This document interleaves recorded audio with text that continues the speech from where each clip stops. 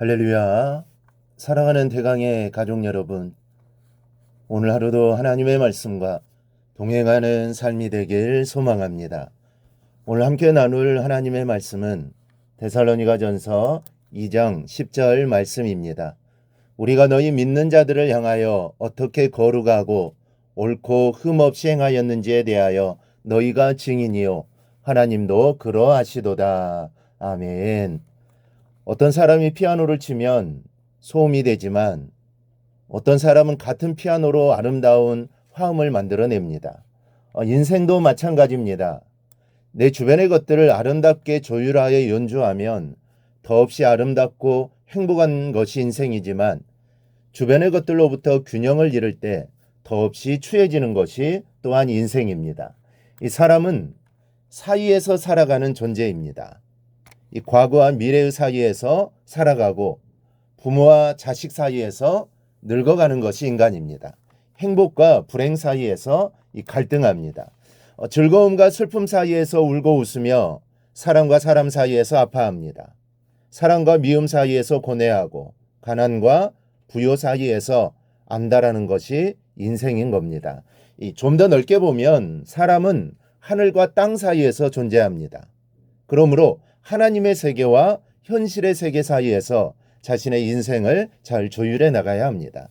또 사람은 안과 밖의 사이에서 살아갑니다. 내 안에는 또 다른 내가 있고 밖을 내다보면 나와 관계 맺고 살아가는 수많은 사람들이 있습니다. 그 사이에서 어떻게 중심을 잡고 살아가는가 하는 것이 행복의 관점입니다.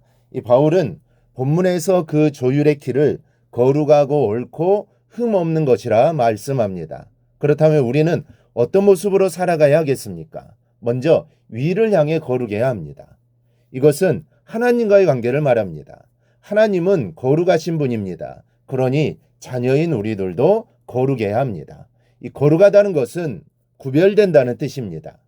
사실 우리의 본 모습은 거룩하지 못합니다. 하지만 우리는 거룩한 자입니다. 그 이유는 거룩지 못한 죄와 허물을 씻겨 주님의 보혈로 거룩하게 해주셨기 때문입니다.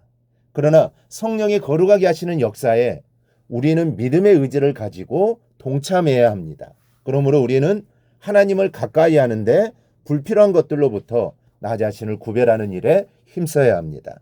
모세가 불붙는 떨기나무를 보고 하나님의 산 호렙에 올랐을 때 하나님 모세를 불러 돌이켜 놓으시고는 말씀하셨습니다. 이리로 가까이 오지 말라. 내가 선 곳은 거룩한 땅이니 내 발에서 신을 벗으라. 왜 하필이면 신을 벗으라고 하시는 것입니까? 온몸이 죄로 물들어 부정한데 신만 벗는다고 정결해질 수 있을까요? 여기서 신은 세상의 더러움을 묻히고 다니는 것을 상징합니다. 그러니까 신을 벗으라는 말씀은 하나님을 가까이 하는데 불필요한 것이라면 내 안과 밖의 모든 것들을 벗어버리라는 말씀인 겁니다. 이 독일의 어느 조각가가 예수님의 초상을 조각해 볼 마음이 생겨 4년 만에 작품을 완성했습니다. 그리고 주일학교 학생을 불러 작품을 보여주며 이것이 누구와 같으냐고 물었습니다. 아이가 어떤 유명한 사람 같다고 하자 실망을 하고는 다시 작업에 들어갔습니다. 그로부터 6년 동안 정성을 다하여 예수님의 초상을 조각한 후에 그 학생을 불러 다시 물었습니다. 그러자 학생이 놀라면서 어린아이가 내게 오는 것을 용납하라고 말씀하신 예수님입니다 라고 대답했고 조각가는 비로소 만족해했습니다. 그런데 이 유명한 조각의 소식을 들은 프랑스에서 이 조각가에게 국신인 비너스 조각을 요청해 왔습니다. 그때 그는 내 손은 예수님을 조각한 거룩한 손이므로 당신 나라의 더러운 우상의 초상을 조각할 수는 없소라고 단호히 거절했다고 합니다. 여러분, 우리는 심령뿐 아니라 우리의 손과 발과 이목구비까지도 거룩하게 구별된 성도입니다. 그러므로 우리는 우리의 손이 하는 일에, 우리의 발이 가는 곳에, 우리의 눈이 보고 귀가 듣고 입으로 말하는 것까지도 구별해서 해야 합니다. 왜냐하면 하나님이 우리를 거룩하게 구별한 것은 어느 한 부분만을 구별한 것이 아니기 때문입니다. 나의 모든 것을 거룩하게 하셨습니다. 그러니 거룩해 된 자로서 구별된 삶을 꼭 살아가기를 축복합니다. 둘째는 밖을 대하여 옳게 살아야 합니다. 다른 사람을 향한 자세를 말합니다. 사람들을 대할 때 올고름으로 대해야 한다라는 말씀입니다. 옳다는 것은 정의를 말합니다. 그리고 정의란 하나님께서 원하시는 대로 다른 사람에게 행하는 것을 말합니다. 누구를 만나든지 그 사람을 대하는 관계 속에서 하나님의 뜻을 볼 수 있어야 합니다.